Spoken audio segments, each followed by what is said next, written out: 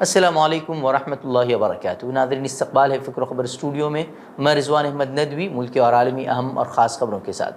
تو ناظرین، بڑھتے ہیں خبروں کی تفصیلات کی طرف۔ بہار میں رام نومی کے دن سے شروع ہونے والا تنازع اب بھی تھمنے کا نام نہیں لے رہا۔ ساسارام اور بہار شریف میں تشدد کے بعد حالات جو ہیں وہ اب بھی کشیدہ ہیں۔ ساسارام میں آج صبح 4:30 پر دوبارہ جو ہے وہ بم بازی کی گئی ہے۔ اس کے بعد SSB کے جوانوں کو اس علاقے میں تعینات کیا گیا، وہیں پولیس کے جوان وہاں فلیگ مارچ بھی کر رہے ہیں۔ بم بازی کے واقعے کے بعد علاقے میں کشیدگی کا ماحول ہے۔ موقع پر بڑی تعداد میں پولیس فورس بھی تعینات کر دی گئی ہے۔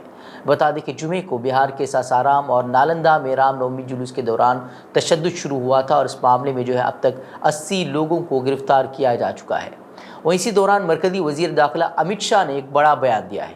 انہوں نے کہا کہ اگر بہار میں ہماری سرکار آتی ہے تو پھر دنگائیوں کو الٹا لٹکا دیا جائے گا۔ سرکار بنائیے، یہ دنگا کرنے والوں کو الٹا لٹکا کر سیدھا کرنے کا کام یہ بھارتیہ جنتا پارٹی کرے گی۔ انہیں سبق سکھایا جائے گا، اس طرح کا بیان وزیر داخلہ کی طرف سے سامنے آیا ہے۔ یہ بات بھی غور کرنے کی ہے کہ وزیر داخلہ نے امن و امان برقرار رکھنے کی اپیل نہیں کی، انہوں نے اس کی بات نہیں کی، بلکہ اس کے بجائے دنگائیوں کو سبق سکھانے کی بات کی۔ اگر وزیر داخلہ لوگوں سے امن و امان کی اپیل کرتے تو لگتا کہ واقعی امت شاہ کو بہار کے عوام کی فکر ہے۔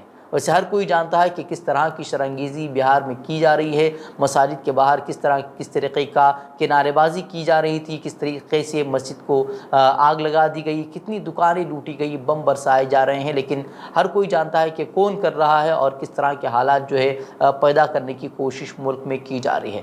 ویسے ملک کے حالات دیکھے جائیں تو اب تو یہ دیکھا جا رہا ہے کہ BJP حکمران ریاستوں میں مسلم مخالف ریلیاں نکالی جا رہی ہیں، اس پر تو وزیر داخلہ کی زبان سے ایک لفظ نہیں نکلتا، اور غیر BJP ریاستوں میں دیکھا جائے تو وہاں بجرنگی غنڈے جو ہے وہ فساد مچاتے پھر رہے ہیں۔ وہیں گزشتہ روز کپل سبل نے حالیہ تشدد پر جو ہے BJP پر سنگین الزامات بھی عائد کیے تھے۔ انہوں نے لکھا کہ کرناٹک، مہاراشٹر، مغربی بنگال اور بہار وغیرہ میں جس طریقے سے تشدد ہو رہا ہے وہ ایک ٹریلر ہے، اور BJP 2024 انتخابات سے قبل ملک میں فسادات کی منصوبہ بندی کر رہی ہے۔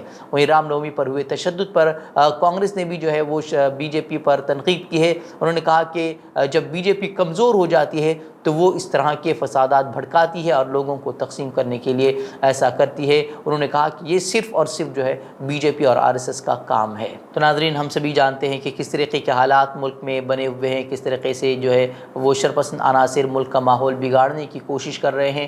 تو خاص طور پر رمضان کا مہینہ ہے، دعاؤں کا اہتمام ضرور کریں، خاص طور پر ملک کے امن و امان کے لیے، ملک میں امن و سلامتی کے لیے، بھائی چارے کے لیے دعائیں ضرور کریں اور اقدامات بھی ضرور کریں۔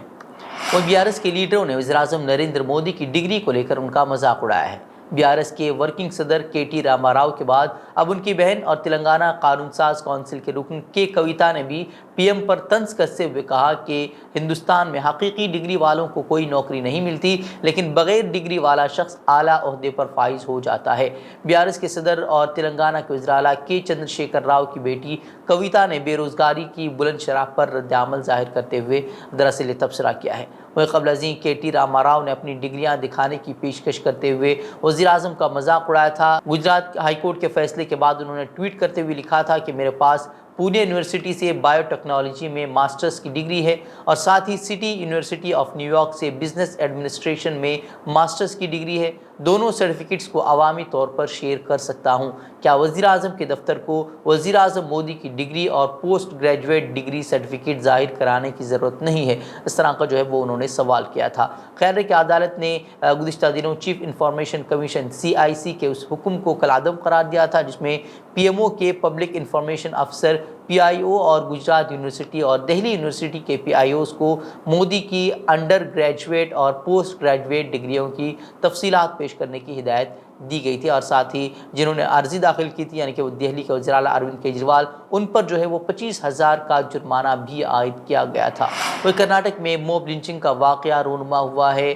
رپورٹ کے مطابق مبینہ گورکشکوں نے مسلم شخص کا پیٹ پیٹ کر قتل کر دیا ہے۔ مویشی تاجر ادریس پاشا اور اس کے 2 ساتھیوں پر حملہ کیا گیا تھا، جس کے بعد ان کی موت واقع ہو گئی تھی۔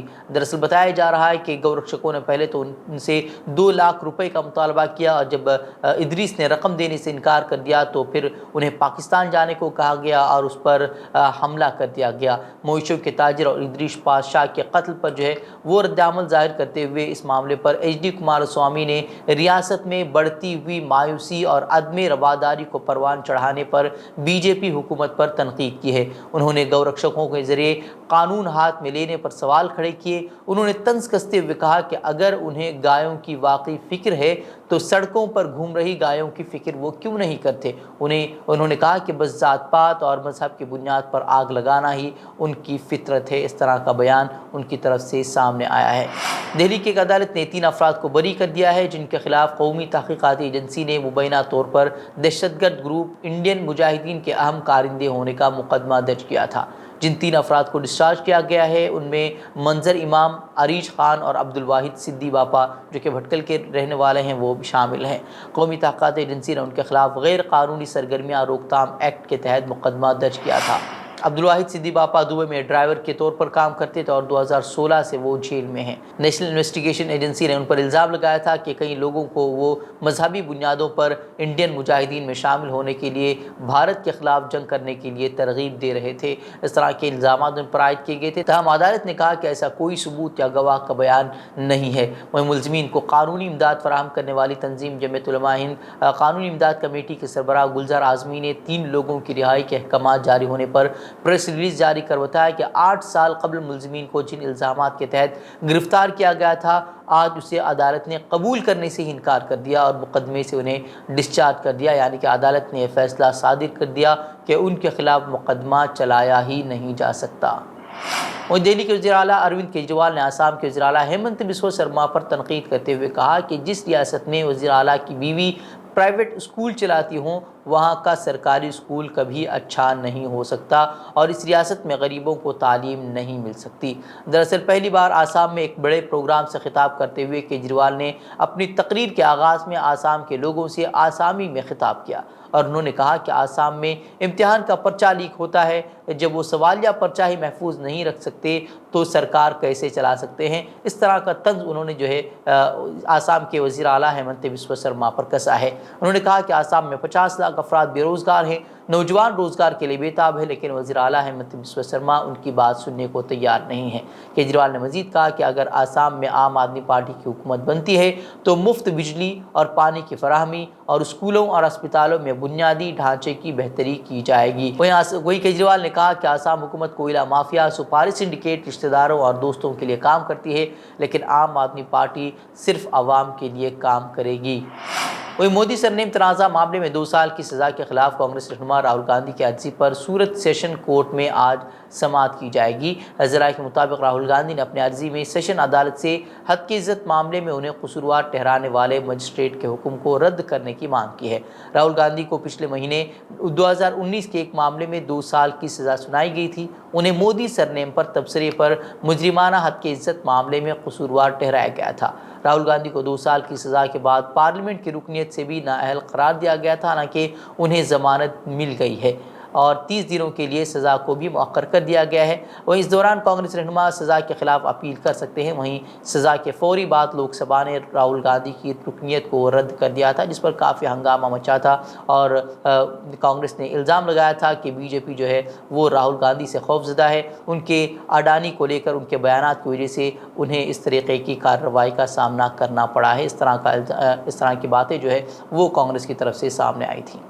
وہیں راجستھان کے دارالحکومت جے پور میں شری راشٹریہ راجپوت کرنی سینا کے زیر اہتمام کیسریا مہا پنچایت میں خطاب کرتے ہوئے اتر پردیش حکومت کے وزیر رگھوراج سنگھ نے اتوار کے روز ہندوؤں پر زور دیا کہ وہ آبادی کو کنٹرول نہ کریں۔ مزید کہا کہ ہندو نوجوانوں کو کم از کم 4 بچے پیدا کرنے چاہیے۔ وزیر نے نام لیے بغیر مسلم کمیونٹی کو نشانہ بنایا۔ انہوں نے جھوٹا دعویٰ کیا کہ ان کی تعداد 2.5 کروڑ سے بڑھ کر جو ہے وہ 32 کروڑ ہو گئی ہے۔ انہوں نے کہا کہ ہمیں اپنے آبادی کو کم کرنے کی کوشش نہیں کرنی چاہیے، نوجوانوں کے 2 نہیں بلکہ کم از کم 4 بچے ہونے چاہیے۔ اس طرح کی بات انہوں نے کہی۔ بتا دیں کہ بی جے پی رہنماؤں کی طرف سے اب لگاتار مسلمانوں کے خلاف ایک ماحول تیار کرنے کی کوشش کی جا رہی ہے۔ رہی ہے، لوگوں کو اکسایا جا رہا ہے، اس کے نتائج اور اس کے اثرات بھی جو ہے وہ دیکھنے کو حالیہ دنوں میں مل رہے ہیں۔ تو ناظرین، اب بڑھتے عالمی خبروں کی طرف۔ سعودی عرب اب علاقائی تنازعات میں گھرے شام کے صدر بشار الاسد کو مئی میں ہونے والے عرب لیگ کے سربراہی اجلاس میں مدعو کرنے کا منصوبہ بنا رہا ہے۔ رائٹرز کی خبر کے مطابق منصوبے سے واقف 3 ذرائع نے سعودی عرب کے اس اقدام کے بارے میں بتایا ہے، جو کہ شام کے علاقائی علیحدگی کے تنازعات کو باضابطہ طور پر ختم کر دے گا۔ وہیں 2 ذرائع نے بتایا کہ سعودی وزیر خارجہ شہزادہ فیصل بن فرحان آنے والے ہفتوں میں دمشق کا دورہ بھی کریں گے، جہاں وہ صدر بشار الاسد کو 19 مئی کو ہونے والے سربراہی اجلاس میں شرکت کی باضابطہ دعوت دیں گے۔ 22 رکنی تنظیم میں شام کی واپسی علامتی ہوگی، لیکن یہ شام کے تنازع کے حوالے سے علاقائی نقطہ نظر میں تبدیلی کی عکاسی کرتی ہے۔ وہیں اس جنگ میں لاکھوں لوگ لقمہ اجل بن چکے ہیں، جبکہ اس مہلک تنازع نے متعدد غیر ملکی طاقتوں کو بھی اپنی طرف متوجہ کیا ہے اور ملک ٹکڑے ٹکڑے ہو کر رہ گیا ہے۔ تو ناظرین، یہ تھی خبریں۔ مزید خبروں کے لیے آپ ہمارے ویب سائٹ www.fikrokhbar.com کی طرف رخ کر سکتے ہیں۔ ویڈیوز کے لیے ہمارے یوٹیوب چینل کو سبسکرائب کریں۔ تو ناظرین، اجازت دیں۔ السلام علیکم ورحمۃ اللہ وبرکاتہ۔